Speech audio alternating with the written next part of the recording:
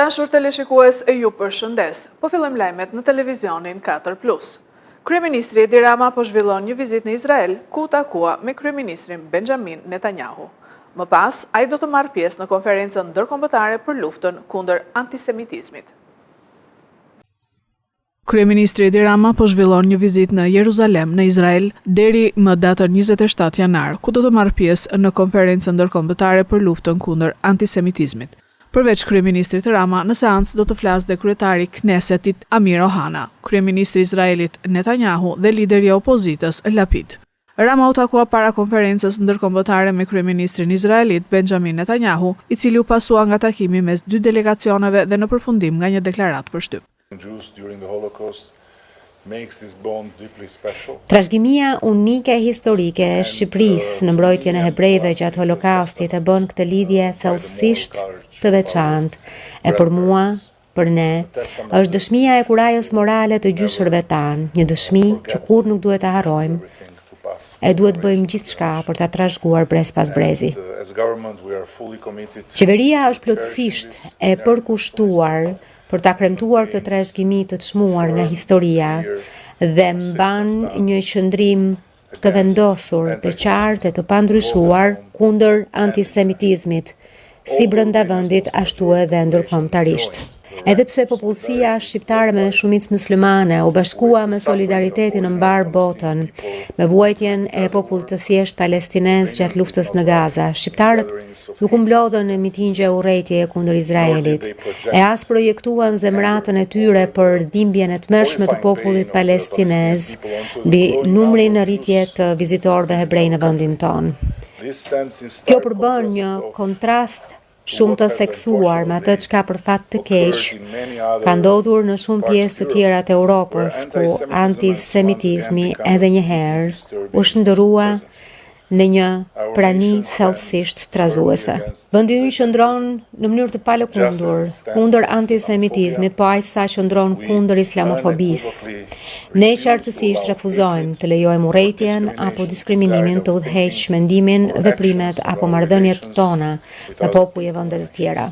Në orën 14, siç njoftoi zyra e shtypit e kryeministrit, ai dhe zonja Linda Rama mbërritën në Knesset Plaza, parlamenti i Izraelit, ku u pritën me një ceremoni të posaçme shtetërore nga kryetari i Knessetit.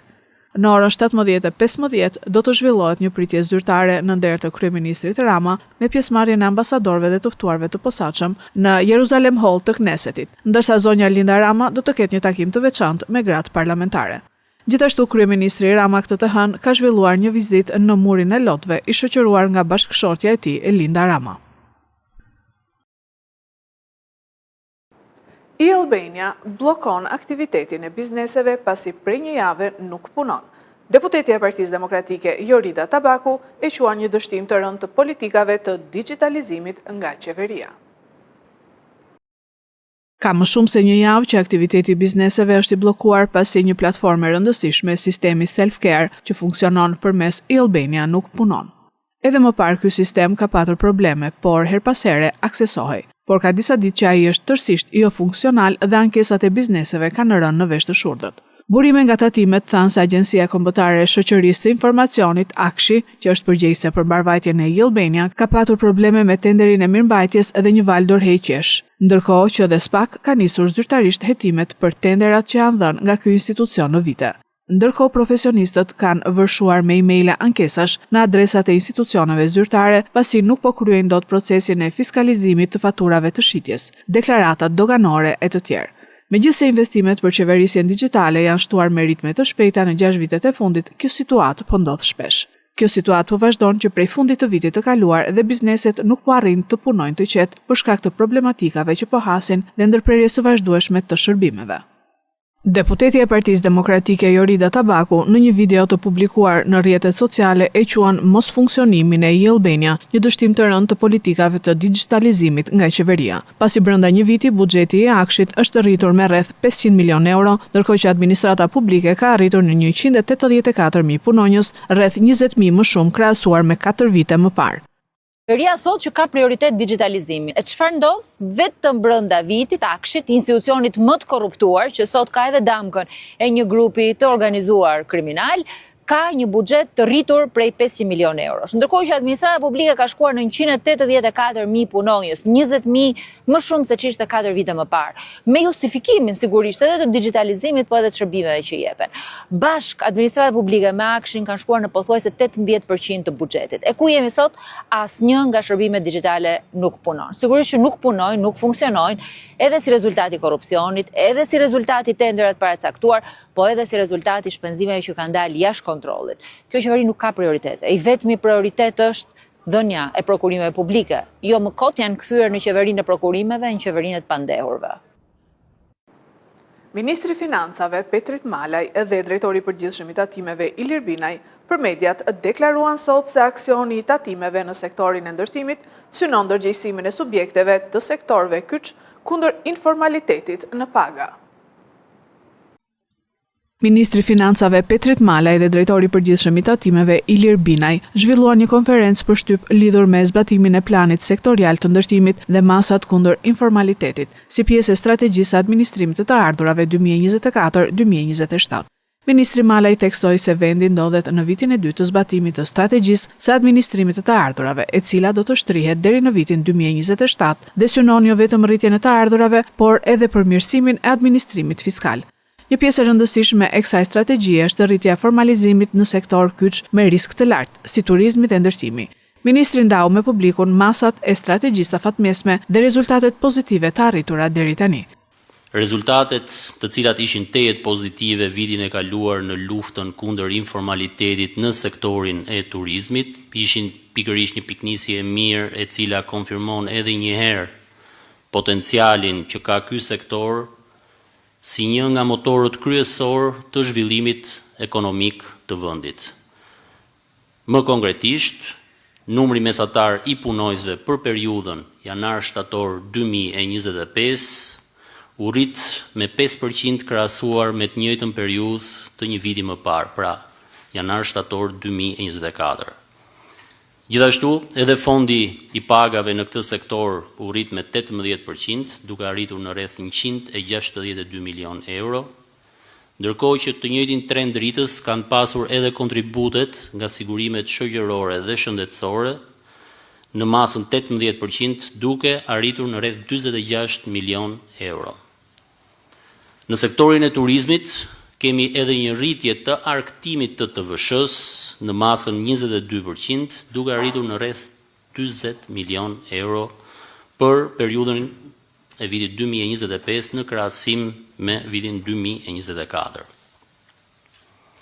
E bëra këtë paraqitje të këtyre shifrave, pasi kjo qasje duhet vlejnë fakt edhe për sektorin e ndërtimit, i cili gjithashtu kërkon një angazhim të shtuar për të siguruar zbatimin e ligjit dhe operimin e këtij sektori sipas kërkesave të tregut. Ministri Malaj paralajmëroi se subjektet që nuk kanë reflektuar pas paralajmërimeve do të jenë objekti kontrolleve të thelluara nga administrata tatimore. Protesta 48 orëshe e kamionistëve në Malin e Zi bllokon qarkullimin e mjeteve të tonazhit të rënd nga Shqipëria. Protestat e organizuara nga shoqatat e transportit të mallrave në Maqedoninë e Veriut dhe në Malin e Zi bllokuan mjetet e tonazhit të rënd në të gjitha pikat kufitare që lidhin Shqipërinë me Maqedoninë. Si dhe në pikën e kalimit kufitar të Hanit të Hotit me Malin e Zi, njoftuan autoritetet. Bllokimi nisi në mesnatë dhe preku hyrjen e mjeteve transportuese të mallrave në Republikën e Maqedonisë së Veriut, ndërsa mesditën e 26 janarit u paralajmërua bllokimi edhe në dalje. Nga ky bllokim do të përjashtohen mjetet e tonazhit të rënd që transportojnë medikamente mjekësore ose bakti, të cilat do të lejohen të qarkullojnë normalisht. Po ashtu lëvizja automjeteve të udhëtarëve nuk do të preket dhe do të vijojë pa kufizime. Autoritetet u bëjnë thirrje subjekteve të transportit dhe qytetarëve të informohen dhe të marrin masat e nevojshme për të shmangur vonesat dhe problematikat gjatë kësaj periudhe.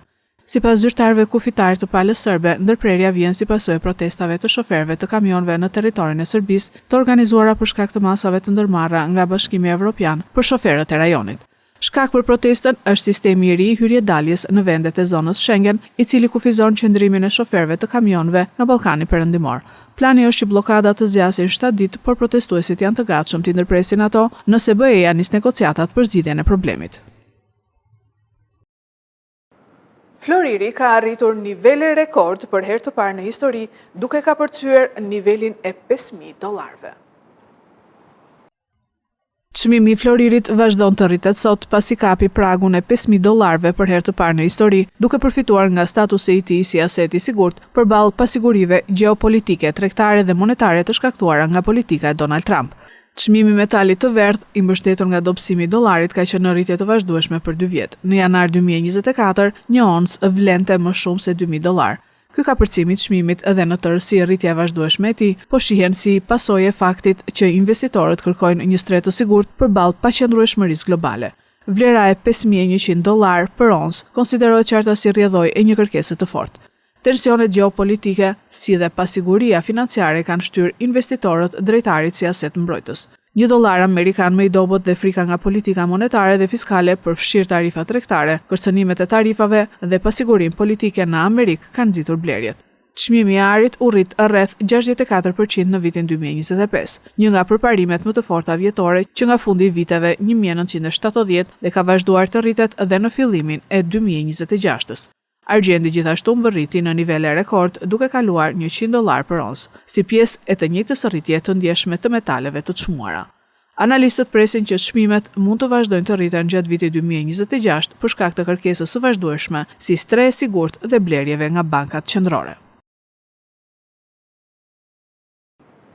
Këto ishin lajmet tona për sot. Lajmet i gjeni edhe në internet në website-in 4plusmedia.tv.